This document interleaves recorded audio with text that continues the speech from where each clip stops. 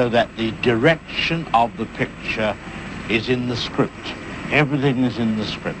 I'd love to give for you to give kind of like your in-depth pitch. I know you mentioned it at the beginning, but since these are probably going to get cut up into snippets, I'd love to give you the opportunity to tell us your very specific "I Feel Normal" pitch. Kind of what Yes. that story. So I Feel Normal it takes place in the day after a really bad date that this girl has. She's in New York City working at this like internship, and it was supposed to be this like very exciting like summer of like being a young girl in the city, sort of like Sex in the City vibes, and it just hasn't turned out that way. And she's sort of depressed and not really understanding why. And she has like lunch with her friend, and it's the centerpiece of the film is really just a conversation between these two women about college, about like what it means to be like getting an education versus like what they thought it would be, and what dating is versus what they thought it would be, what they thought like it was for their parents, um, and sort of like how they realized they're turning into the people they're going to be, and like are they happy with that? And Mm. that's sort of the centerpiece of it.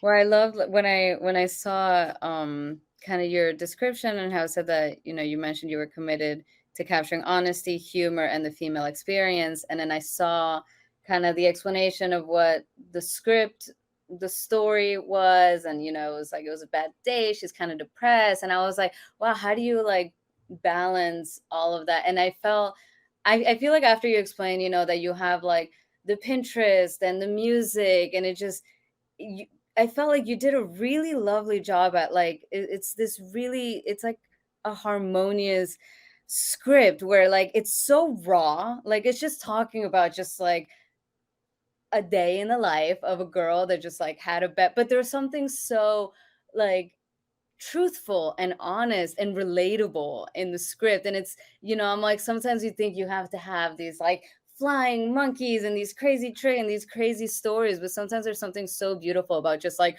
a raw experience of this girl. And I think you did such a lovely job at kind of creating that honesty and weaving in the humor with just a regular female experience that sometimes like doesn't seem that like exciting. It's just like a bad day. She doesn't enjoy New York, but it was just really, I think you did a really lovely job of like intertwining all of those because it was also entertaining, but also like enlightening. And it's like, yeah, every day doesn't have to be like fireworks. So I think you did a really lovely job with that. So I'd love to kind of know like what drove you to this commitment that you feel like, oh, I want to like tell these stories, explain the female experience, also put a little bit of humor because it's so specific. The same way Samantha's very like she likes her thrillers. She read them at 11. She's like, that's what I want to do. What kind of like inspired you to go into this kind of writing in this realm?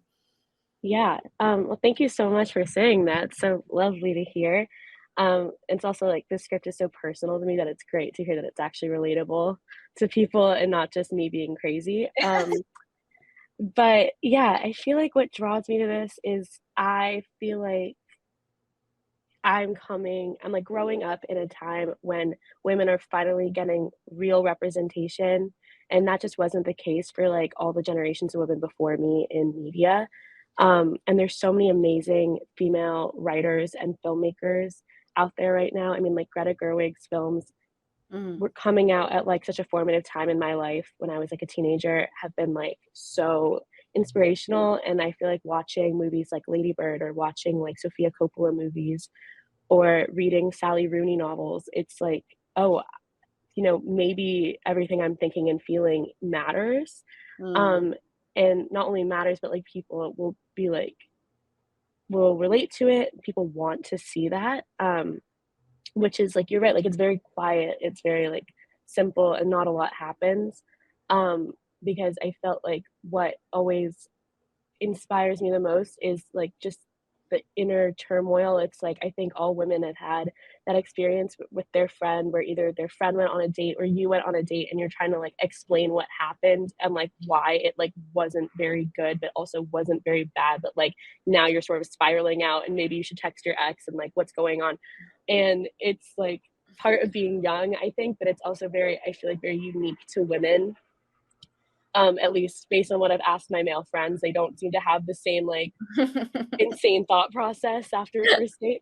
Um, and I just thought like, well, that conversation in itself is like a whole journey because you start in one place and by the time you're done talking to your friend, you have a completely different mindset on the whole situation. And I just thought that would be perfect to capture, especially in a short format. Hmm. So I think that's what really draws me to this type of writing is like, I find the tiniest details of interactions between women so fascinating. And they are kind of funny because sometimes it's a little ridiculous and sometimes it's really emotional and sometimes it's both at the same time. And I I love that. I find that really interesting. Amazing. Well, I can't wait to see this come to life and see more of what will come from you, Lily. Samantha, tell us a little bit about, what's the pitch? What is within her walls? Well, within her walls, it's about a woman's idyllic life that crumbles when she suddenly decides or starts to believe that her husband's a serial killer.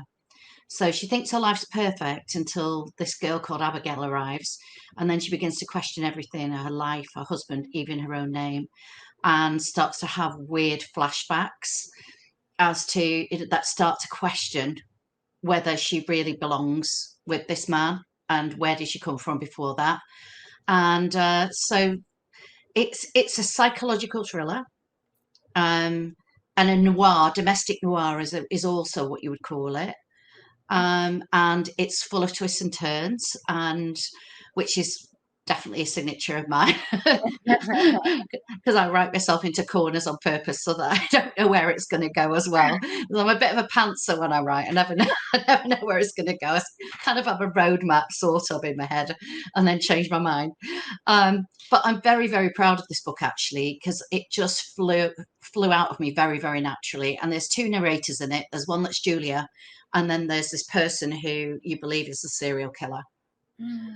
Oh my God. It's fun. I always like to like read the scripts or, as much as I can before going into these. And just when I saw the description of the book, I was like, oh my God, okay, Chloe, you're gonna be very disciplined and you're only gonna read like 2 pages because I just know myself and I like with these thrillers, I was like, I will get sucked in and instead of a rabbit hole. And it was really that. I mean, it was really hard. So I read the prologue and I was like, no, let me just go straight to the first. And I was like, no, I can't. I have to read the prologue first. And I started reading them. It's really, really, really fascinating. I mean, the concept, the idea is really cool because you hear about all these crazy stories and sometimes you don't think like, oh my God, did the wife know? So where did the idea come from? Well, actually, it started in my university days, and when I wrote a monologue called "The Serial Killer's Wife," Wow. about this woman finding a strange girl in her basement, rooting through there looking for evidence of her sister who'd disappeared. And I basically took this idea and thought, I've always wanted to write this into a novel, and I just one day thought, I'm going to write that book now. It's ready. It's Wow. gestated enough. And I changed the title because the title actually, once you've read the book, it would make a lot of sense because there's an awful lot of nuance in the title now. And also, the same year that I was starting to send it out to publishers, an author called Alice Hunter, with the same publisher as me, with HarperCollins, they suddenly released a new book called The Serial Killer's Wife. And I thought, no, the title's got to change. Oh my And but actually, I like Within Her Walls so much better because of the nuance that it has. God. And, the idea of it's not just what's happening within the house, but the psychological element, what's going on inside the walls of her mind. So Yeah. there's an awful lot I love um, that. of darkness in there as well. So I feel like there's also a whole art form in like writing titles too, because that's like the first thing people read and it captures them and a good title will really, it really intrigue it people. really does. I think it's really important. I mean, sometimes, like my other book, that was called something else, and the publishers changed it. So sometimes it gets to that stage where they want to change it because they think marketing is going to do better with a different Of title. So, course. but but I'm really quite stuck on Within Her Walls. I like it, so I might have a battle on my hands if I want to change that one.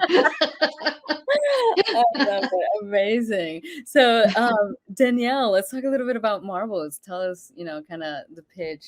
It's such a beautiful, beautiful story. So if you can Thank you. share that. Yeah, so Marbles takes place in kind of a fantasy world where everyone's lives are measured by a jar of marbles. So every marble represents someone's, one day in a person's life.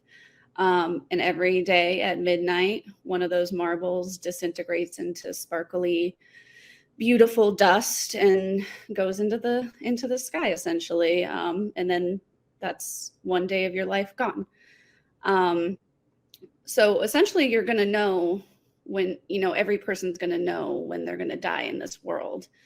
And you can plan for it. You can spend time with your family. Your loved ones can say goodbye and have closure. So that's kind of why, I mentioned before where I didn't get to say goodbye to my mother when she died. So that's kind of the inspiration of it, creating a world where I could have said goodbye, So the story centers around a woman in her 50s.